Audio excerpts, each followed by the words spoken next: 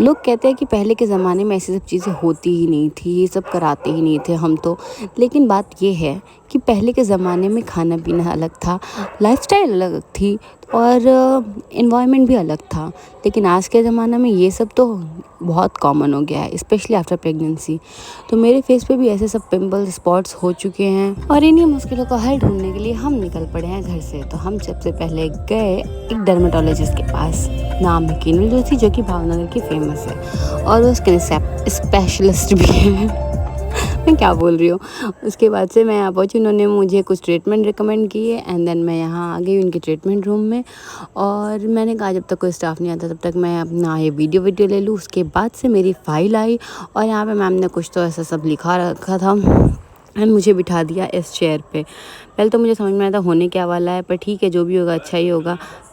यहाँ मुझे दीदी ने बिठा दिया एंड उसके बाद से मेरे बालों को ऐसा सब पैक कर दिया ताकि फेस पे बाल ना आए ट्रीटमेंट के दौरान, और क्लिप वगैरह लगाई। मैं उनको बता रही थी कि मैं थोड़े वीडियोस वगैरह ले रही हूँ एंड मैं आपको वीडियो नहीं लूँगी, क्योंकि ये बताना बहुत ज़रूरी है। हर किसी को भी हम सूट नहीं कर सकते, क्योंकि हर कोई कंफर्टेबल नहीं होता स्क्रीन पे आने के लिए। और 1 घंटे हो गए हैं मुझे यहाँ ऐसे लेटे लेटे, लेकिन कोई नहीं आया। मैं बहुत वेट कर रही थी। एक्चुअली मैं बिना अपॉइंटमेंट के आई थी, इसलिए को थोड़ा मुझको टाइम लग रहा था। अदरवाइज़ अगर अपॉइंटमेंट लिया होता तो इतने टाइम नहीं लगता मुझे। फिर फाइनली मैम आई, मैम ने मुझे सारे मतलब बताए कि क्या करवाना है, कैसे कैसा।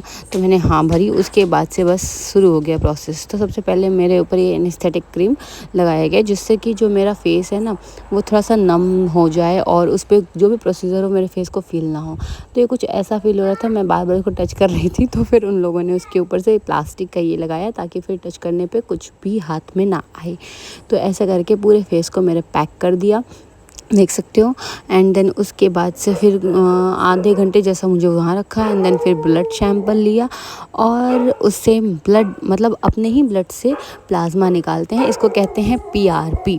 तो अपने ही ब्लड से प्लाज्मा निकालेंगे, फिर वो अपने चेहरे पे लगाएंगे तो वो कोलेजन का काम करेगा एंड जो भी स्कार्स है, डार्क सर्कल्स हैं, रिंकल्स हैं, ये सारे कुछ जाएंगे इससे। तो फिर मैंने ये सारा आधे घंटे हो गए थे, 45 मिनट जैसा इसको रिमूव किया।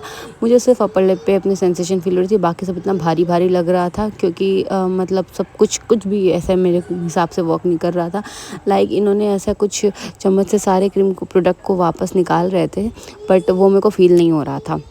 उसके बाद से फिर इन्होंने मेरा सारा कुछ क्लीन किया, फिर बीटाडीन अप्लाई किया। आई थिंक ये बीटाडीन होगा, मतलब ऐसे ही होता है, बाकी पता नहीं एग्जैक्टली ये क्या था। उसके बाद से फिर टोनर लगाया और क्लीन किया एंड देन फिर फेस कुछ अब तक ऐसा दिख रहा था। फिर ये है डर्मा पेन और मतलब मेरा जो प्रोसीजर है वो डर्मा रोलर डर्मा पेन से होता है। इसमें छोटे छोटे नीडल्स होते हैं, वो आप प्रेस करते हैं, ऐसे प्रेस करके आप देख सकते हो। और मतलब मुझे कुछ भी फील नहीं हो रहा है क्या कर रहे क्या नहीं। जो छोटे मोटे पिंपल्स थे उसको ये इससे निकाल रहे थे, अब इसको क्या बोलते हैं वो मुझे नहीं पता।